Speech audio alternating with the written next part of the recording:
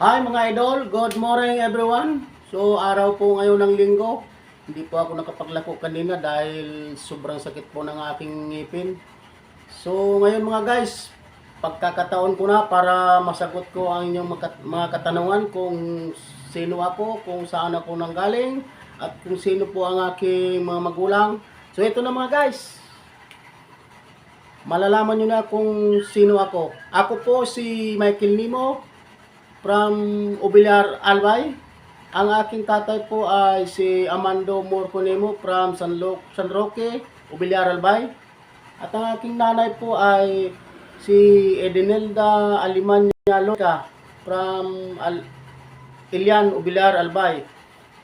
So, walo po kami magkapatid mga idol. 4 na babae at 4 din na lalaki. So, lahat po kami ngayon nandito na sa Maynila. May mga sariling pamilya na po kami lahat. So, simula po 16 years old, napunta po ako ng Maynila. Kadahilan ng magtrabaho. Siyempre, para din makatulong sa ating mga magulang.